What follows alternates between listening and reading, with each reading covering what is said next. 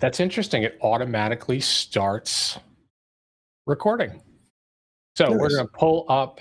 Do you want to pull up chat on your side? Okay.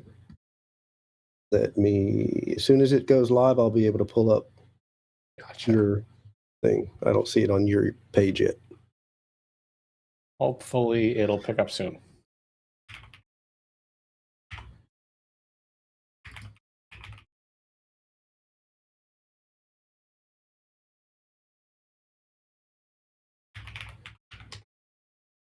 Oh, there we go. Just so you can see the chat, because I have the OBS chat, should work for me. Sure, I got you.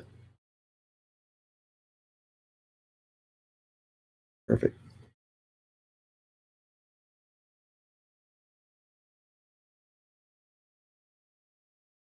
All right, I'm just going to type something in chat to test it.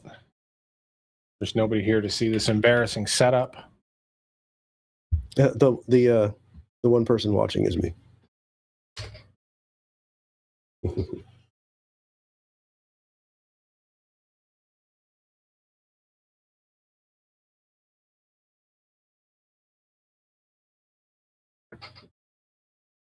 All right, so it's working for me.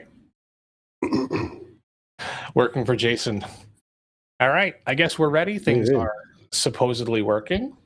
My faith in YouTube is absolute, so I'm sure this is going to work out great. Yeah, first more faith in me. Welcome to the channel, and thank you for joining. Well, eventually those that do join, me, Frank, and Jason of Motophoto Adventures fame. Hi. How are you doing after helping me with tech support earlier, Jason? Oh, not too bad. It seems like you might have narrowed down the problem, but not necessarily pinpointed the solution.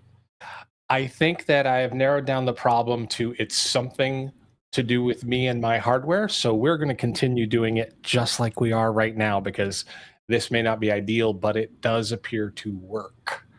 Good. Well, it looks good over there.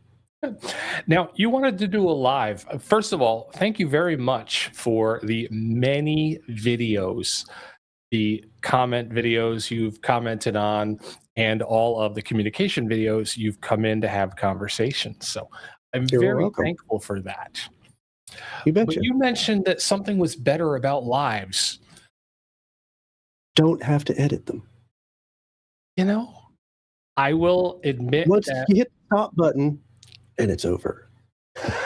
I don't really edit the conversations that much. I found that I edited our last conversation because I babbled for literally twice as long as either you or Roger did. But other than that, I generally have to just take out the occasional or a sneeze or the big drink of water. But it's like 5 minutes to edit, 3 minutes to run through DaVinci, and we're all done. So it's actually not that bad. The reason that's all right then. Yeah, the reason I don't generally do lives is I do feel the pressure that if I'm talking to you or talking to multiple people, I feel that I'm ignoring the chat. And then when I start looking at the chat, then I feel like I'm ignoring the people. So I guess the word would be it creates anxiety, where an offline video is just...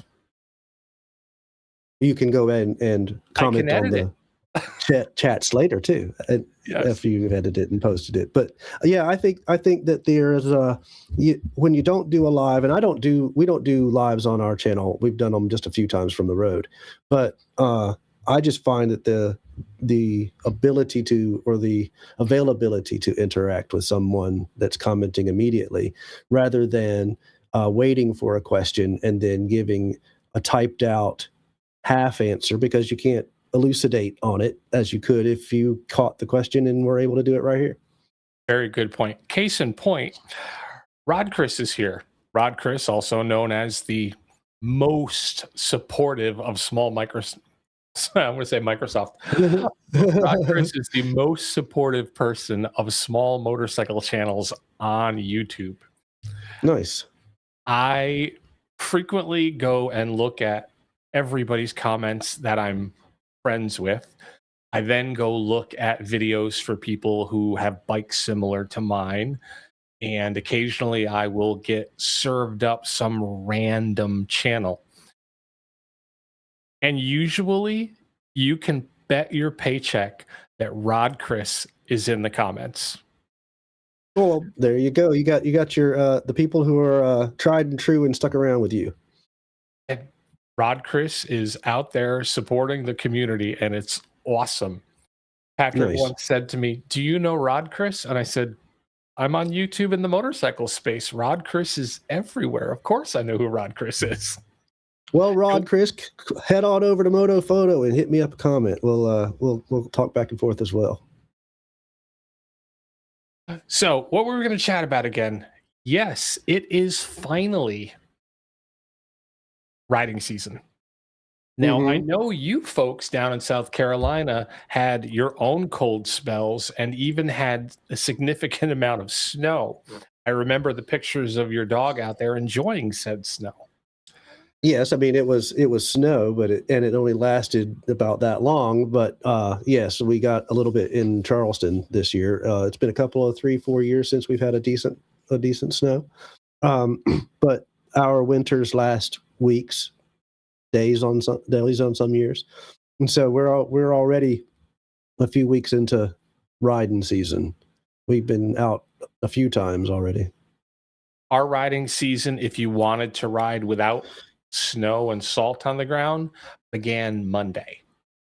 So Nice. here in New York, I've had the fun and adventure of riding in Tennessee, but even in Tennessee, they had a rough winter. But here, we finally reached the point where it was above freezing for more than 2 days in a row, and then it started raining. So now our roads are clear of salt. I mean, well, Patrick and Roger have this thing where they go out in the first supposedly kind of high warm day in January, and they're in North Carolina, I think. Is that correct? They are Western North Carolina. Yeah, so it can get kind of chilly over there. Well, they complain and whine about it, but I think this year it was like 38. But last year, I believe Patrick had to go without Roger because it was 15. And it is good to see that Patrick actually made a reoccurring event and does it every year, regardless of how cold it is. Because I have ridden in the teens, and it was only to go on trips. It was never like, hey, it's 15 outside. I think I'm going to break the bike out and go have a good time. Yeah, I'm gonna run up the road for lunch. that doesn't happen. We have hit some cold weather out in the west when we were doing the Trans-America Trail and a few other places like that. But generally speaking, I'm a Florida boy. Me and cold don't get along very well. I remember asking you if you were going to go to the first Chilly Willy, and exactly, at least in my memory, you said, "I'm a Florida boy. I'm not going anywhere near that." Well, y'all were bragging about how you had survived the 15-degree weather, and I'm thinking, 15. I with a nice sleeping bag, we can do in the mid-30s. But if you're gonna order up another 15, I think I might just pass. But it was nice this year. It was pretty nice. It was balmy. It was very, very nice indeed. All right, we've got Road Reality. That's John. John is a motorcycle YouTuber and a DaVinci Resolve channel. 2 separate channels. Oh, gotcha. He's got Road Reality and Creator Reality. And I have like 6 things I like to do in DaVinci that I cannot commit to memory. So I have them all saved in a OneNote document where I can just click it. John says this, John says that, John says the other. It's very helpful. I'm a Premiere person, and but I went over to DaVinci for a while. I've done Final Cut, I've done Avid, I've done Premiere, and I've done DaVinci. I have DaVinci. I find that DaVinci is like driving in England, or the Illustrator to the Photoshop. It does a lot. It does everything the same. You're just having to shift left-handed, and so I can't figure out my way through DaVinci. But I'll use it for color. It does really, really well for like artistic things like music videos and whatnot. Well, that makes sense. I mean, once you are trained the muscle memory to do something in one program, switching to another one that does the exact same thing, but with all different muscle memory. Why bother? And I've got 20 years of client projects over in a Pelican case, and that, I have them call me up a decade later and say, hey, can you amend what you had before and add a new phone number or something? So it's not like I can just switch systems. I have to be able to open stuff up in the right. Whenever someone says to me, what did you start with? I tell them it was a $75 Adobe program and I loved everything about it. And then the next thing they'll go is, well, which one is that? Should I try that out? And I'm like, no, you should get DaVinci, because all those things that were so intuitive and easy in that little Adobe suite, I had to relearn in DaVinci. And I went from an hour to edit a video to 2 hours to edit a video. And if you're ever going to start, my opinion is pick something full featured, even though someone like me is going to use 2% of it, just 2% of it. Well, I say it's 10% of the buttons 90% of the time. That's how most systems roll. And DaVinci is free and it's super powerful, and so go with it. Yeah. That's what Chris uses with Motophoto. He when he edits some things, he uses DaVinci. Oh, speaking of which, speaking of the Patrick and he shall arise, I see him over in the comments. Hello, Patrick. Oh, Rod Chris, I really love to watch some motovlogging content out there and learning some ways of riding on different videos, motorcycle world. That's why I started watching, Rod Chris. I started watching other people's to see how they ride, where they ride differently than where I am, which is incredibly helpful. All right, so circling back to it is riding season, and we both have a plan for the month of April. Yes. Though I'm going to admit I haven't even signed up for it yet. Well, I don't think that's a problem. I think you'll sneak in under the wire. I think it'll work out. Yeah. But Cheyenne putting on the Palmetto ADV. Do we still know, and can he still say and brag that he is the first of the season, especially in this area? I would suppose not. Well, because Chili Willy was in December, so it can't be the first of the 26. The only thing that beats him is March Moto Madness. There we go. That's right. But that's not... The clue is in the name. It's a very different animal. It's a very, very different animal. Roger has explained it to me as a collection of people dirt biking and drinking. I don't think it would be technically considered adventure bike rally. I think Cheyenne absolutely has the first adventure bike rally. Gotcha. Well, it's coming up upon us soon. We Chris and I are actually going to be, I think it's set in stone that we're going to be doing a Congo talk, so that'll be fun. Oh, that's fantastic. I will honestly say everywhere in the world has been ridden on a bike and put on YouTube 100 times, except the continent of Africa. The entire thing. I mean, it's only done a dozen times. Think about it. There's not that many people ride Africa at all. True. And even fewer people ride sub-Saharan Africa. You just don't see that much of it. You guys had an opportunity to ride where I bet you didn't run into a bunch of people from North America or Europe on the trail with you. Not a one. I can plug Nepal into YouTube right now, and I can get people from South America there, North America there, Europe there, Asia there. But if I plug in the Congo, I get you. Yeah. That's it. Well, there's a if you dig deep, you can find one. In fact, I was watching one yesterday. I think I watched a little bit of one today. I can't remember the name of the channel, but he rode a bicycle across Africa over a course of a year, and he went through some of the same places that we were. And so it was kind of neat to see, but he did it in the rain. A portion that he was in that looked familiar to me was he did it in the rainy season. So he's riding his bicycle through puddles and rivers and whatnot. It was pretty cool to watch. He did a good job. Well, he actually has it, I won't say easier, but he has the option of picking his bike up and carrying it. I said that to Chris too. You know, my thought when you said Chris and I are going to hop on, I believe at the time you were talking Hondas. You're like, we're going to hop on some little Hondas and we're going to ride through the Congo. And I'm thinking like mudslide, rain, jungle, roads that we wouldn't consider a road. Are they going to like have to pick these bikes up and two-man them across a river crossing or what?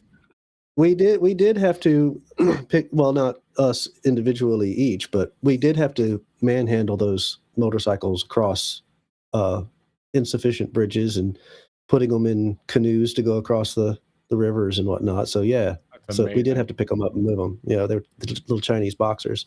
Yeah, so we'll be talking about that at the Palmetto ADV rally, our trip to the Congo. And I will say, breaking news, we decided essentially, I would say yesterday evening or this morning, I guess I can make it official. We're trying to go back in January. And our good friend, Mr. Rick Stewart, is wanting to accompany us. So we're going to try to make another trip. That is amazing. You're going to turn a once-in-a-lifetime trip into a twice-in-a-lifetime trip. In subsequent years, yes. Now, I don't know exactly how old Rick is, but he's, I think, a little older than you. Don't know. Yeah. That's going to be a trip. That's going to be... Yeah. Well, Rick's a strong guy, but that is going to be a trip. Yeah, we have the elongated preview out. It's about 17 minutes that gives you most of the highlights, but I'm going to start working on the YouTube series next week. It's time finally. And so that'll be coming out, and it's going to be quite an extended series. So, because we spent 3 weeks over there, and there's a lot of things besides just riding that we have to cover, like medical.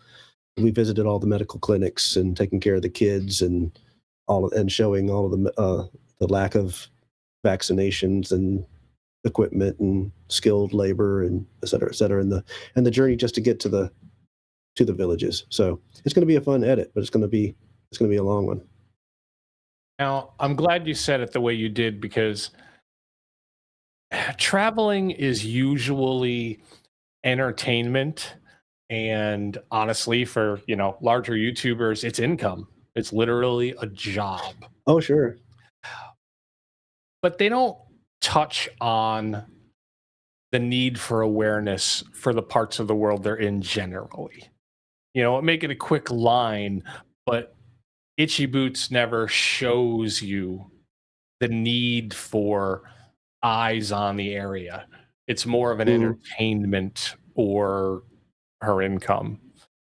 Even when people go all the way around the world, it's obviously for entertainment, and they skirt over, gloss over, or just plain don't mention the fact that you're in a part of the world.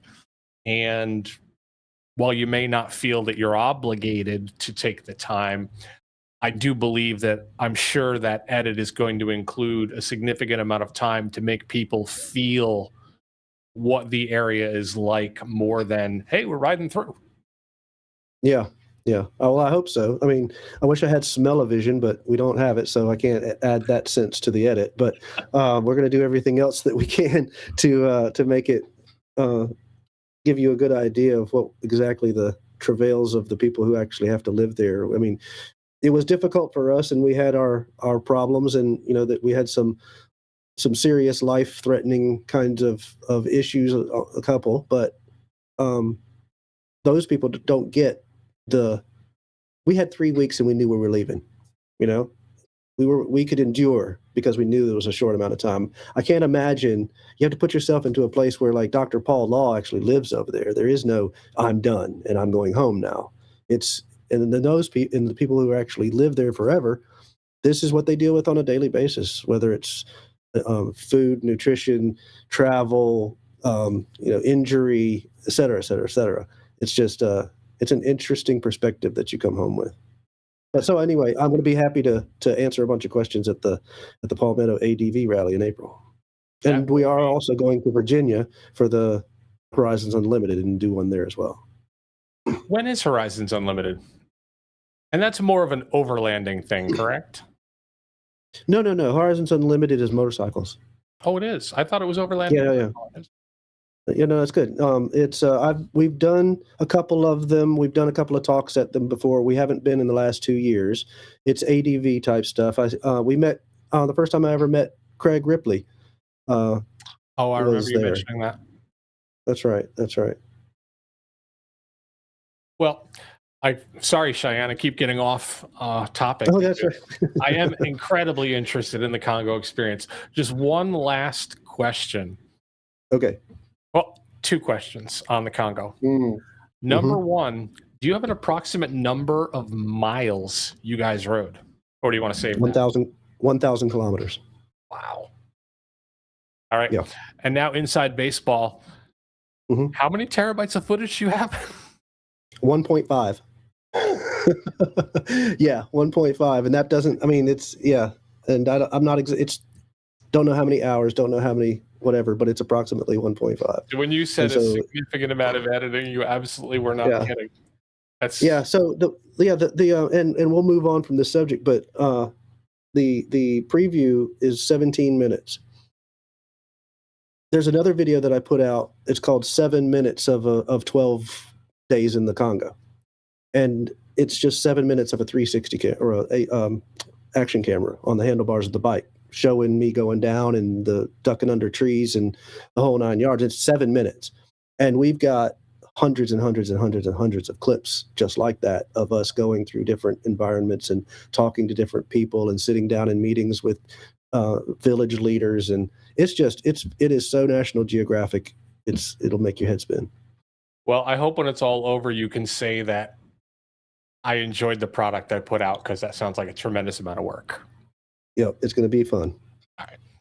So back to the more lighthearted Palmetto ADV rally. Yeah, man.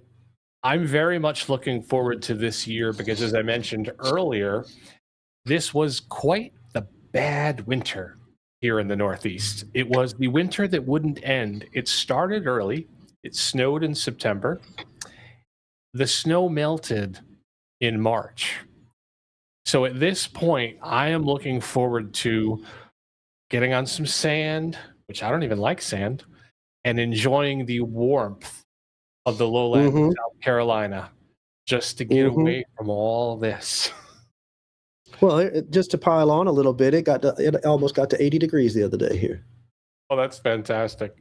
Yeah, so it was. As long as when I roll over the South Carolina border, I'm hoping for 70. Anything above that, I'll be fine. I'm hoping to be warm. I would like to spend 4 or 5 days at Cheyenne's Palmetto ADV Rally just saying it's not chilly at all. That's right. Is this year 4 or is this year 5? This is year 4. Okay, 4. Very good. They have increased the attendance each year, and we're going back to the same place again this year, I believe. Yes, we did this last is year, the which is enhanced location from last year.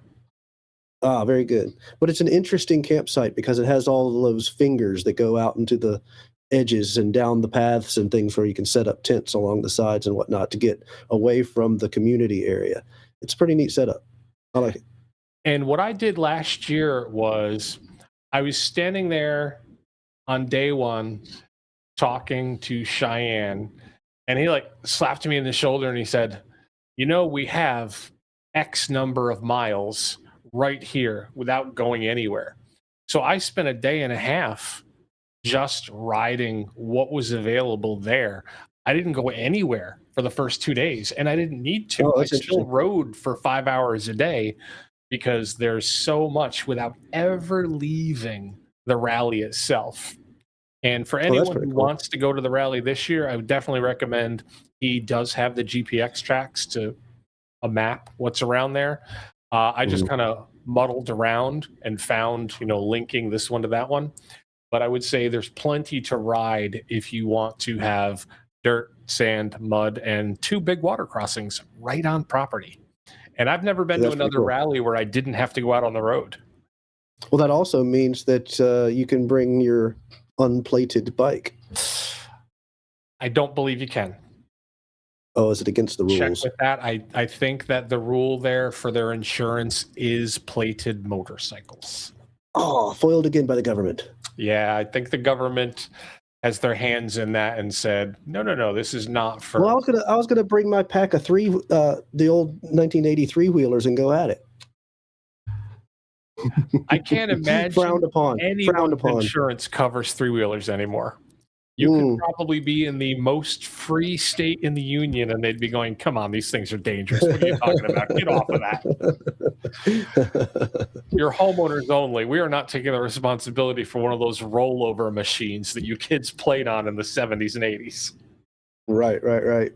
So if you're going to the PAR, hit us up in the comments over there, or hit us up in the comments below if you're watching this post. We want to know how many of you guys are actually attending. I'm hoping that Roger's going to go. He's got a lot going on, but I know he'd like the opportunity to take out his trailer again. Yeah. Even if he doesn't need the heater. He probably won't need the heater. He may need to pop a window air conditioning unit in there. No, it's been cool. I don't know that I've ever been too warm. I've been there in a tent, and I've been in there in my camper van, and it's never been too cold and it's never been too hot. It is a good time of year, unlike my favorite rally, the Chilly Willy weekend, which is absolutely the wrong time of year to be in a tent. It's the wrong time of year on purpose. On purpose. You're doing it on purpose. I think, though, if I'm recalling correctly, since this is the fourth year, we have had different kinds of weather at each one of them since I've been going, which was, I think, the first one. Yeah, we were there the first one. Yeah, you guys were the only people that were there the first one from YouTube. Yeah. I remember seeing your video on it. Oh, very good. So the first one was mild and no rain. The second one was rain, cold and rain. The third one was the super rain, anyway, you get the point. There was one that was super cold as well. So, I'm hoping this one circles back around and we can get some comfort. It looks like the spring in the South, as Patrick just mentioned, it's been pretty mild, pretty fast. They had a cold winter in North Carolina, and we did in Tennessee, but it warmed right up like a light switch. And now it's been nice every day.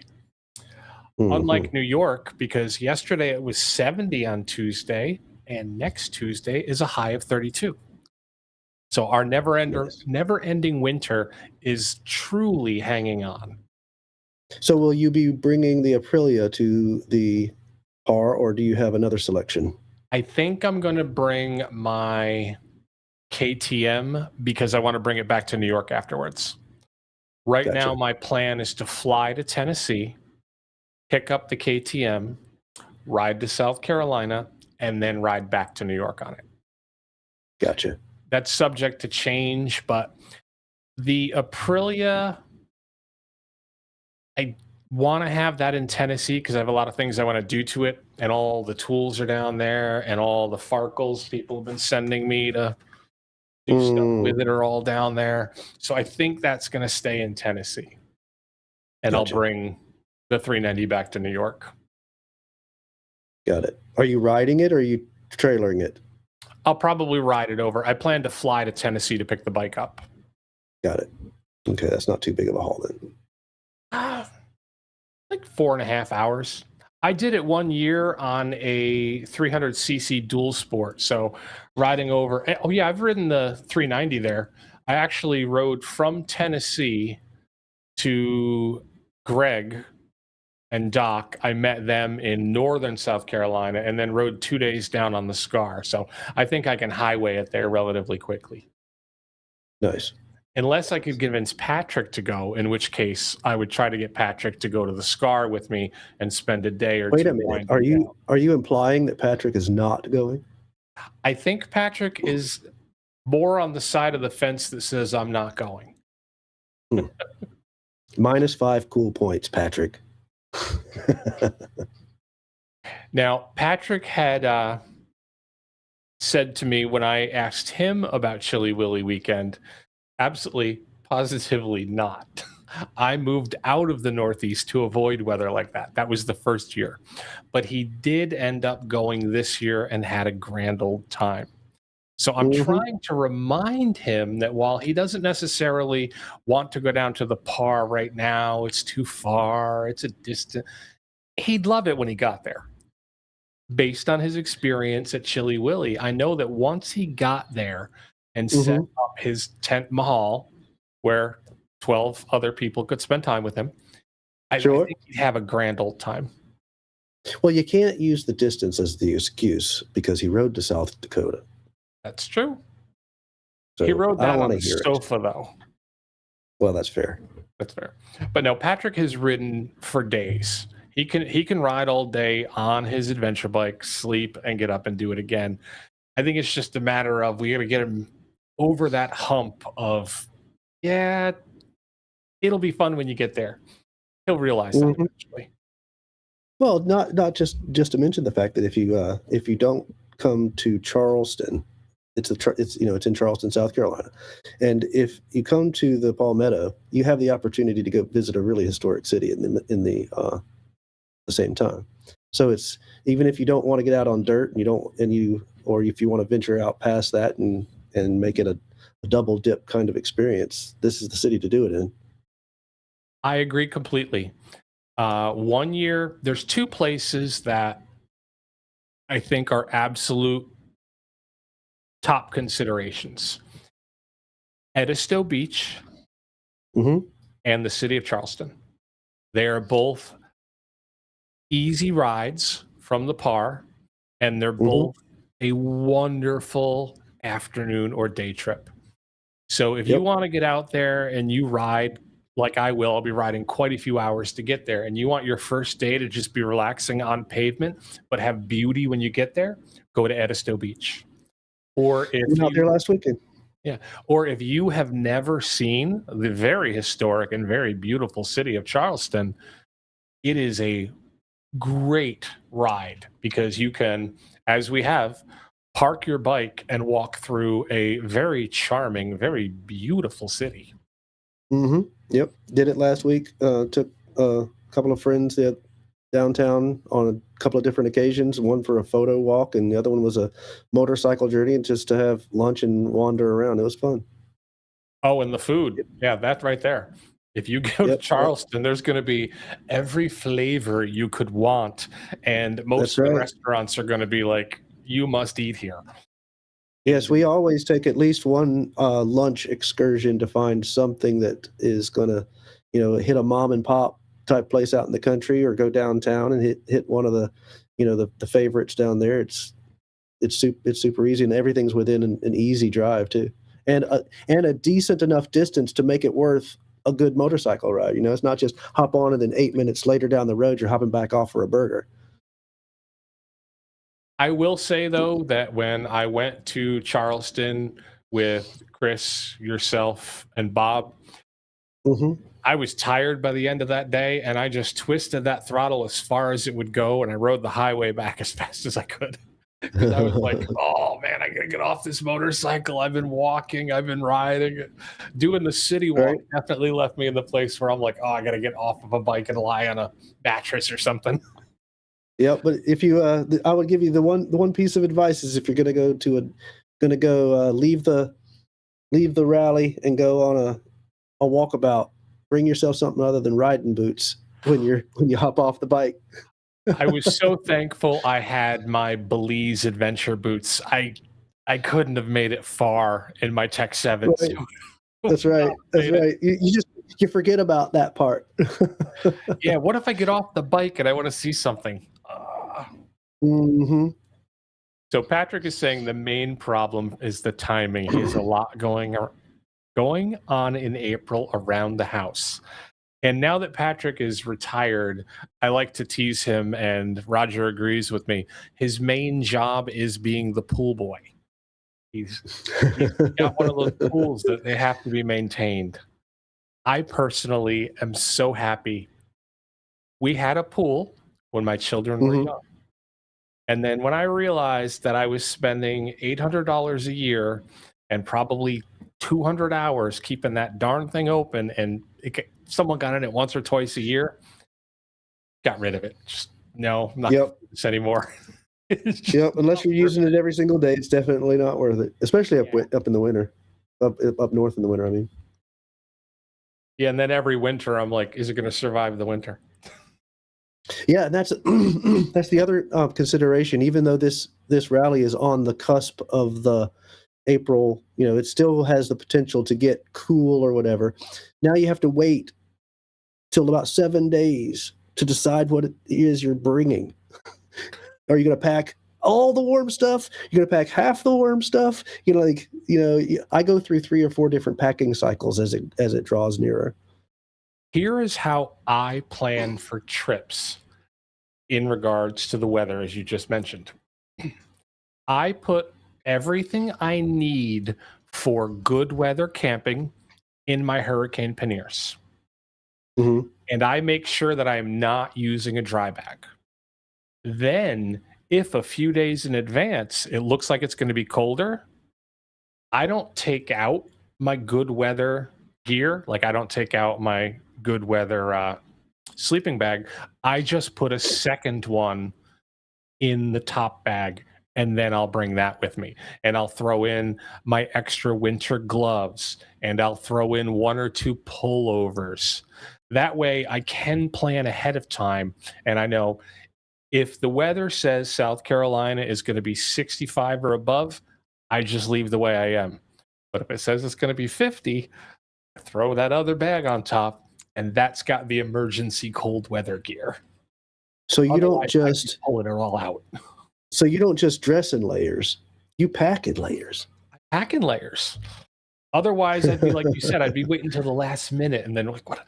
Like when I was in Tennessee 2 weeks ago, right. I packed for the Palmetto. I took everything and I put it in my panniers. So if the weather is 65 or above, I literally just have to clip them on. I clip them on the bike, and I could leave right then and there. And I have a 30-liter bag to put more in if I need it. So are you camping this year? I'm planning to camp, yes. Okay. So you're leaving the camper at the house this year. The camper will be in New York. I'm going to fly into Tennessee, hop on the bike, and head on over. Very nice. Cool. I prefer taking the camper. As I get older, moto camping has its place, but camping with moto is always good. Oh yeah, yeah. Well, this rally is in my backyard, so I am bringing the truck, and I'm putting the T-dub on the back, and I'll be sleeping in the townhouse again. Well, Steve let me know that there'll be plenty of room and heat with him, so I can be like a pet and sleep on Steve's floor if it gets to be too chilly. You tell Steve Roos? Yeah. Well, you won't have to sleep on the floor, I don't think, because he has an upper bunk and a lower bunk in that slide-in. Yeah, he's bringing his big one. He got rid of the camper. Did not know that. So the truck camper's gone. He's in a... Oh, I didn't know he got rid of it. I didn't know he got I didn't know he got rid of it. I knew he got the new one. I didn't know he got rid of the old one. No, he got rid of it. You know, the thing about the truck camper is, and I'm sure you realize this, you have to use it, or you start looking at it like, how much did I pay for you?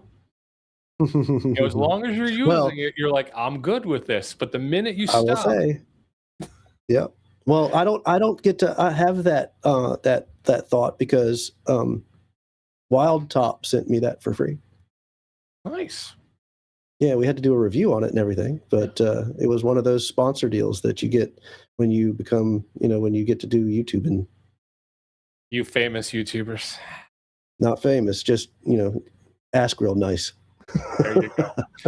And I do like your setup. If I had, I'd love to get like an F-150 4-wheel drive tow package just so that I could put my bike on the rack and have what you have for sleeping. Just travel that way. Put it on when I need it, drop it next to the moto shed when I don't. But it's very convenient. The van has been great. And the van's especially nice if it's really cold.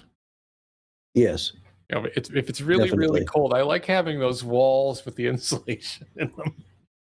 I bet. I mean, without the, I'll use a Blue Eddy battery and an electric blanket and a space heater if it's absolutely necessary. With a a super duper moto camp nerd sleeping bag, and so we're pretty toasty most of the time. All right. Oh, Jay Pauley's here. Hey, John. John is the only person that I know of that has winter worse than me. John is 2 hours west of me, putting him below the Great Lakes. So they get all the wind chill, all the extra rain, all the extra snow. Ice. Love it. Ice, yes. Patrick says Lisa, that's Mrs. Moto Ramblings, uses it almost every day. Well, then it's worth it then. Maybe. I mean, if it's going to impact his ability to go to motorcycle rallies, I don't know if it's worth it. Well, you can always hire another pool boy. Especially in, he's near Asheville. It's like one of the fastest growing cities in the country. There's got to be a pool boy there. Patrick hires a pool boy. Get your butt to par and hire a pool boy. There you go. And Patrick, I know that you could just ask either Dave or Christopher to come over and take care of the pool, and they would be happy to do it for you. They're your riding buddies. They would support you by doing your pool maintenance for 3 days. Nice. Now, after the Palmetto ADV rally, I've actually not made any hard plans. I have 2 things I want to do. Everybody I know in the Northeast has already been to the Pennsylvania BDRX and have all said to me, it's a must do. It's just beautiful. Even the 2 difficult parts aren't that difficult unless it rains, but the entire thing is, I'm told, beautiful to ride through. And in my experience riding the Mabder in section 8 and 9, which is in the same area, it really is beautiful. It's just a nicely forested area with, for some reason, I don't know where the money comes from, but Pennsylvania regularly re-gravels their state parks. So there's almost never a rut. There's almost never washouts. They get in there and they maintain them so well. So you can just have somewhat on the more relaxing side, beautiful trip through the forests. So I do want to, sometime between July and September, make sure I make it to the Pennsylvania BDRX. Okay. And the other thing I want to do is, I've done the Smoky Mountain 500 not once, but twice, and I enjoyed it both times. And I did one section of the Chattahoochee, which the entire thing we were on, 95% of it was just stolen straight up from the Smoky Mountain 500. So I'm hoping this year to finish that so that I can see some of the different areas that I was able to see on Chris's video series. There were times where Chris is riding and I'm like, I've been there. But then there were also parts where I'm like, either I missed that or I've just never been in that area. So there's a number of Eastern BDRs or just well-known routes, even if it's not off-road stuff routes, that we haven't done simply because we've done, this, that, and the other, picked a different thing each year. I just got 5 texts. All these people know I'm alive. Roger, if you watch this later, thank you for the pictures of the adventure scooter.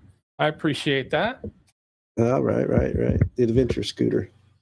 I talked to that Roger would be a good at series. 7 o'clock this morning, and he goes, as soon as I'm done with the gym, I'm going riding all day. I'm like, I'm so happy for you. I hope you enjoy it. You and I made a terrible mistake, Jason. A horrible, terrible mistake in our youth. I'm not known for that. What happened? We decided to be entrepreneurs. Oh, well, I suppose in one way you could see that as a mistake. It took me a while to get to that point, but yes. Why is that a mistake? Because 9 out of 10 people I know are retired at our age, and they get up in the morning and they go, I own a motorcycle. What am I doing in the house? I own a motorcycle. Well, the thing about being an entrepreneur and a self-employed individual is you can say, sir, you need to take a day off. Sometimes. Depends on how much you're wanting to trade for it, I suppose. My wife has not, at this point, still has not wrapped her head around the fact that I don't have a boss. You're right. I have over a dozen bosses. Mm-hmm. I have to answer to so many people. And it's not like I can take the day. You're right. I do. I ride in the afternoon all summer long here because I just schedule all my appointments in the morning. Usually I'm riding by 1 o'clock. But to actually take time off and go any kind of a distance, I have to count on 12 to 14 people not wanting anything at the same time, which is very hard to do. And I have to deal with the fact that every time I don't pick up the phone, I make $0. Zero. There is a trade. There's definitely a trade. It's the same, you know.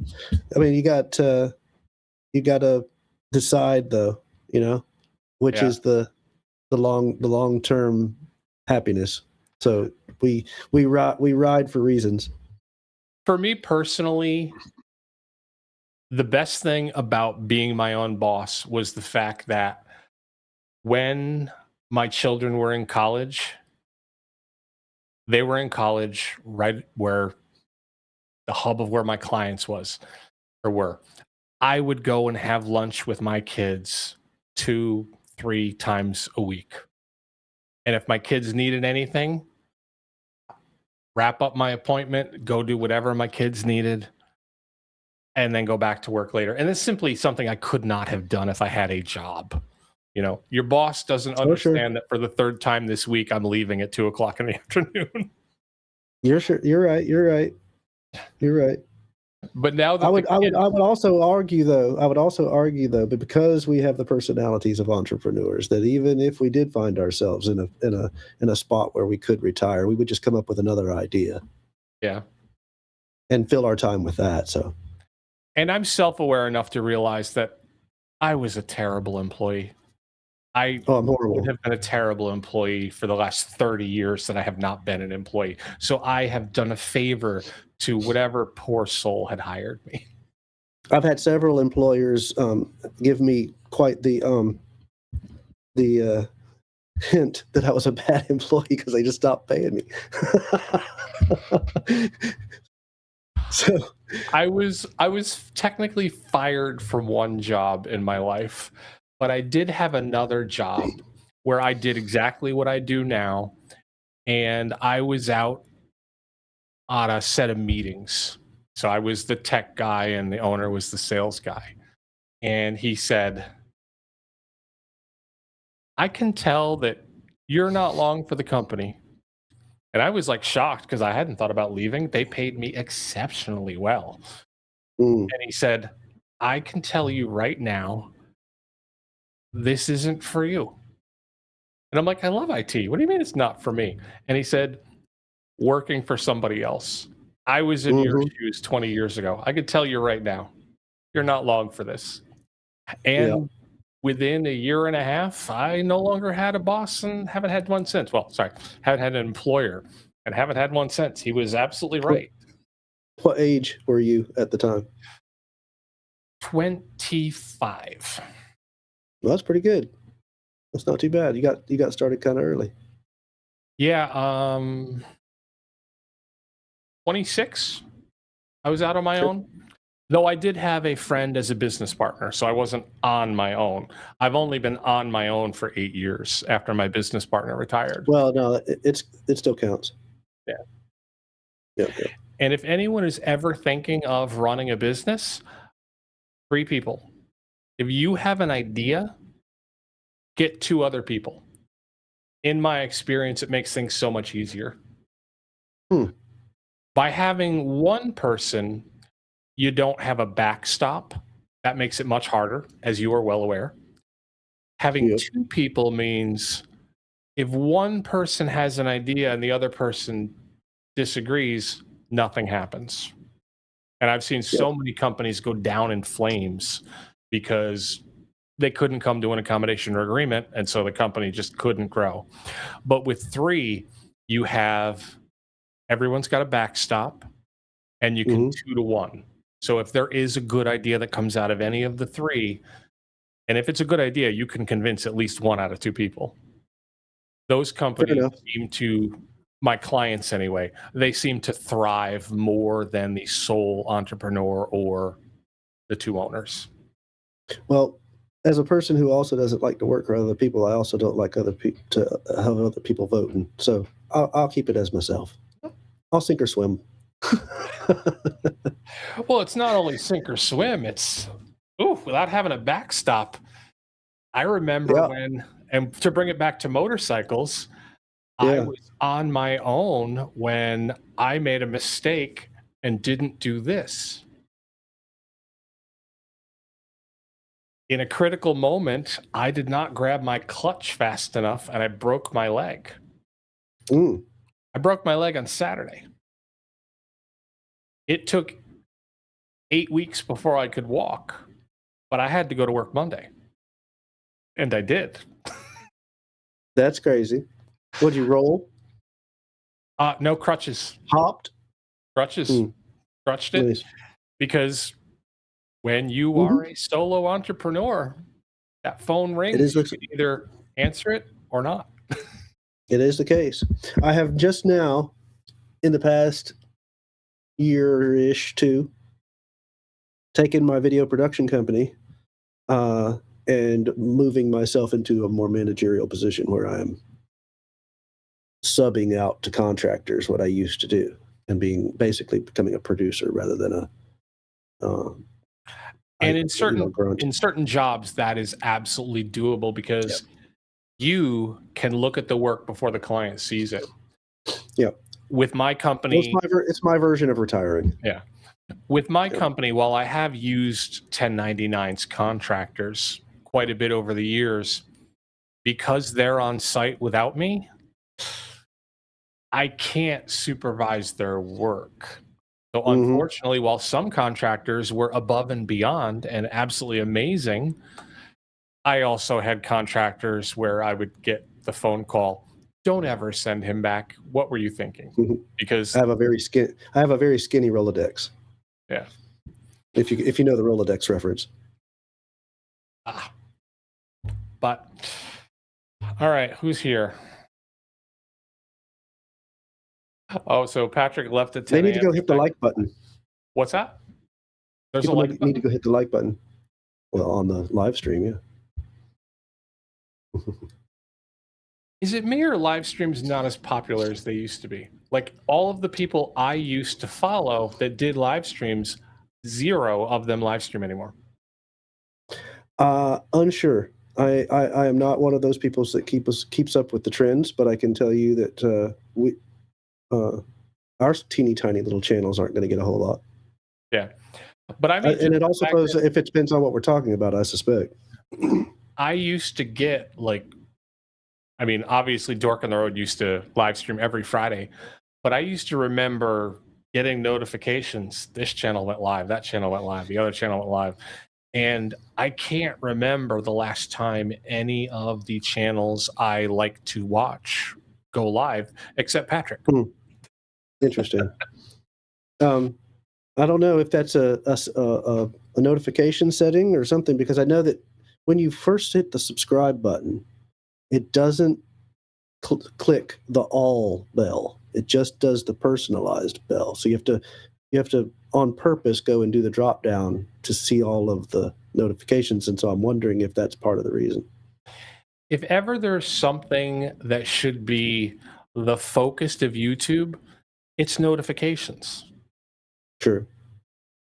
Your business is based on ad revenue. Ad revenue is based on views. I should get a notification if I've clicked notify me for everything. But like you said, you need to make extra steps and hope it works to get those notifications. It's like, I could be watching your content, YouTube. I could be a customer of your ads. If only you knew how to tell my phone every single time someone released a video that they released a video. Well, I suppose too that if we were doing a regular series like a podcast or something like that, and we were doing one every day at 7 p.m., then they would start pushing it. John at Road Reality, he did get a notification. I mean, hysterically, I was on Patrick's live stream last week. I got the notification on Sunday.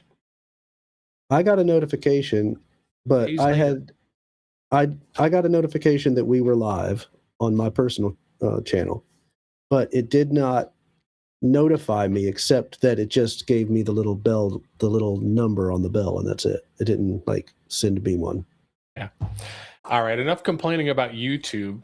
So you're going to be at Horizons Unlimited. Yep. Are you speaking there? Yep. That's fantastic. Now, will we get to see that on video? Depends on if I decide to record it.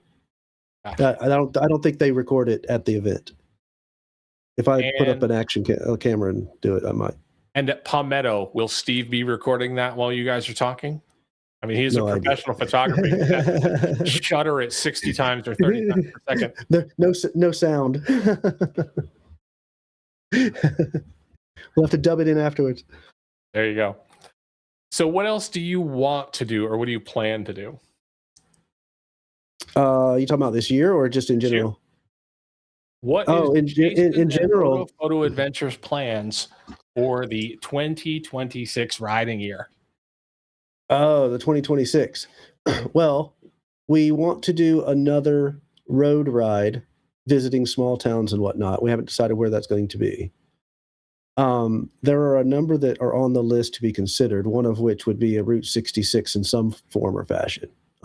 Unsure what it would be, because, you know, we don't know the situation of Route 66 or whatever, but I'd like to do some kind of historical ride like that. Chris wants to do another BDR of some sort, so that's on the list. But now that we've decided to go to the Congo again in January, one of the couple of things we were going to do before that arose was we wanted to do something like a Vietnam, but I don't know that we're going to be able to do a Congo and a Vietnam in the same year, plus all the stuff that we've got, because those are long trips. You know? Yeah, that's a big logistics nightmare before a long trip. Right. It's a long trip for us entrepreneurs that have to check emails every day. That's a long trip. It'll be a 2-week deal. Well, so you have to check emails every day, but Chris has to fly out every day and then fly back in at the end of the week and then fly out again and then fly back. Right. He'll come over, he'll ride the motorcycle in Vietnam for the afternoon and then fly back to Ohio to do a photo shoot. Pretty much. The man is traveling all the time. That's right. Talk about one person that does it all. I can only imagine how Chris felt when, you know, you're like, let's go back to the Congo. It's like, another flight? Oh, he didn't mind it too much, except he said, if we're going to do that, you know, we have to cross one of the ones that we wanted to do off the, one of the other ones that we wanted to do off the list. And I said, I know, man, I know. Yeah, but the interesting part about this one is what we're going to try to do is, so the Sankuru, if you put your finger dead in the center of the continent of Africa, that's where we went last time. And it's a bit of a vertical Sankuru province, right? Well, just to the west of that is the Bandundu region, is where Chris was born. And so it's about 2 days drive, or, you know, we could fly into that one and motorcycle out. But he said he would like to go visit his birthplace again because he hasn't been back there in forever. And I was like, you know, let's do it. I love that. Let's go. We can just start in one place and hop to the other. Now, isn't it going to be difficult to get more motorcycles? I remember from the videos before you guys left, them getting you bikes and prepping everything didn't look like an easy process to source working motorcycles. So will you be able to source working motorcycles near Chris's birthplace? Let's parse that sentence. It's easy to source a motorcycle. The working part comes later. Yeah, I remember because you have to get it home, disassemble it. Yeah, get it home, disassemble it, put it back together the right way, and then go for it. In fact, count on it for 1,000 kilometers. In fact, interesting story. I don't know if this would translate because on the documentary or the film, because we didn't realize it at the time. But toward the end of our time in the jungle, about the last 2 or 3 days, I was dropping the bike twice a day, 3 times a day. I couldn't figure out. I thought it was exhaustion. I thought it was terrain. I thought it was whatever it was, because we'd been out there for 2 weeks. But I got so frustrated. Well, the terrain was so bad that I couldn't tell that once we got back to the city, where I could, we could lean and turn into the corners and go a little bit at speed and whatnot. It turns out my steering bearing had completely gone bad and it was locking. And so I had no turning, no minute. It was either all or nothing on those trails, but I couldn't tell because the train was banging so hard that I couldn't feel the lock. When we got it back and had to take a look at it, they just loosened up the nut and called it good. And I was like, this isn't going to work forever. So we came back home, and a couple of days later, Paul calls me up on WhatsApp, and he goes, we finally got a new steering bearing in. We took everything apart. Turns out that they had put everything in upside down on the internal of the forks, or not the fork, but the tree. And so that's why it wore out so fast. You were rolling on the stainless steel. Until it flattened out. That's right. God. That's right. And so I was like, son of a gun. So I didn't crash because of me. That's awesome. Good to know. But that's how it rolls, man. Hey, that's something else. When the road is so bad, you don't realize you have steering bearings missing. No idea. You're just rolling metal. No idea. Oh, wild. It was all smooth and slicky at the beginning because that grease in there, I guess. Crazy. Oh, yeah. So that's what we have to look for. To see those videos. I'm very much looking forward to it coming out. Yep. So what are you going to do for the rest of 26 then? Just those 2 things, and then my South Dakota trip. Try to get out to Pennsylvania, which is probably a 4-day weekend. I can definitely escape for 4 days. The Chattahoochee might be a little harder to do because I have done it in the middle of summer, and I've done the 500 in the middle of summer, and it's brutal. I want to try to get that either late August or very early September, because 3 or 3.5 days of just melting on the bike is doable. It's absolutely doable, but it's not going to be a lot of fun. That's true. And then I will finish up my year in September, and I'm very much going to try to make it all the way to the West Coast.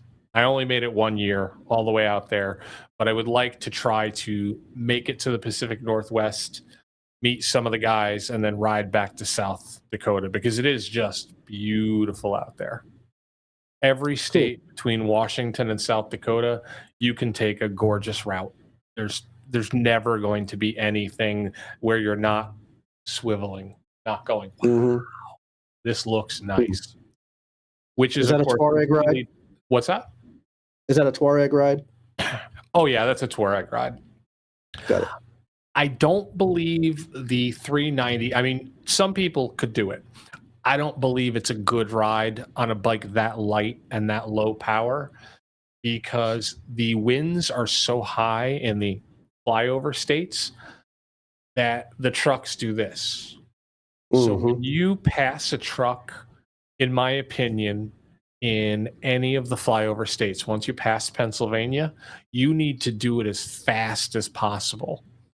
So when I crossed the country on a V-Strom 1000, I would be doing the speed limit, which would be 75 or 80 miles an hour. But when I came up to a trailer, I pinned it and I passed those trucks at 120, because when they start doing this, I don't want to be next to them. And with a 390, that wouldn't be possible. So I'd probably end up doing the whole thing at 60 miles an hour, because it doesn't have the passing power you need. Got it. But with the Tuareg, I'm sure you've seen Chris twist the throttle. I could pass a truck at 120 in order to do it in virtually no time. So it would definitely be a Tuareg ride. Well, good. Well, you got some bucket list, not bucket lists, some 26 lists And I think, some people play it by ear.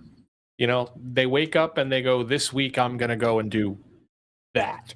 And that might be the Northeast BDR. But for me, I like to, pick 2 or 3 things, put them not in the week I'm going to do them, but put them in the area that I'm going to do them, and then do my best to make them happen. Gotcha. Last year, I didn't get Pennsylvania in, but I got everything else in. Had a good year. Hopefully this year I'll get everything in. Very good. Well, I'm just hoping that I get more free days. That's all I'm, more free days, just to not even do trips, just to get on and go downtown, or go to the beach, go into the Francis Marion something. I've been swamped for 25. The only real riding I did was when we went on trips or events. A lot of the little stuff went to the wayside. And you have a beautiful around town bike. And I do. So now it's a pity. If you can get that time, it is a great day bike. Get on that Triumph. I have one less excuse now that the weather's good. So yeah. Well, let's encourage everybody to come to the PAR, bub. Yep. Palmetto ADV Rally. Look for it on Facebook. Cheyenne has a great group. Even if you're not able to go to the PAR this year, I would certainly recommend take a look at the group.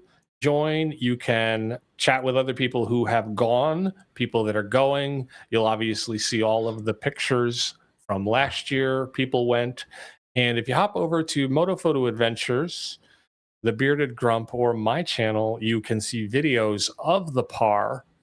And I believe you've got some good video in Charleston, don't you? Of the PAR? Yeah. Didn't you do some videoing when we were in Charleston? Oh yeah. We've done video for every one of the PARs in some form or fashion. Yeah. So there's a lot of content. If you want to see all of the years, you can see it. Yeah. There is one thing I don't share though. You and Chris took me to breakfast at a great place that wasn't far, but I never mentioned the name of it because it was already busy when we were there, and I certainly don't want any other people to show up. Well, I don't even remember it, so you're safe. All right, guys. Oh, Rob, you just showed up. Man, it is good to see you. You are only an hour late, but given that you live out on the West Coast, that's totally understandable. And Rob, we appreciate you stopping in. Remember, you can watch it on the replay. There you go. Hit the like button, everybody. Thanks for showing up. And John is a regular out at Tim Fest, and he has been to the PAR before, and he's coming back to the PAR. And he'll actually be on the new 390, not my antique. Nice. All right, guys. We very much appreciate your time. Jason, I very much appreciate your time. You betcha. A good way to spend a chilly day. Not like I could go out and ride a motorcycle. Well, it was warm here today, so I spent it with you anyway. I appreciate that, though. Honestly, you should have been out riding the motorcycle. I know. All right, folks, make sure you check out Motophoto Adventures. You are going to see right now a lot of great Touareg 660 on the Chattahoochee. Chris went on that by himself, and he did a damn fine job of riding it, recovering it when he went down, and documenting it well. So if you are interested in the Chattahoochee or the Touareg, go over there and check out Chris's channel and his videos. And Jason is going to start editing, I think, well, I can't say a once-in-a-lifetime trip anymore, but a once-in-a-lifetime adventure for a good cause. And it's going to be worth watching, I'm sure.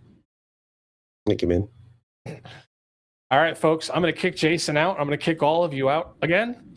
If you stuck around, we do appreciate it, and take care.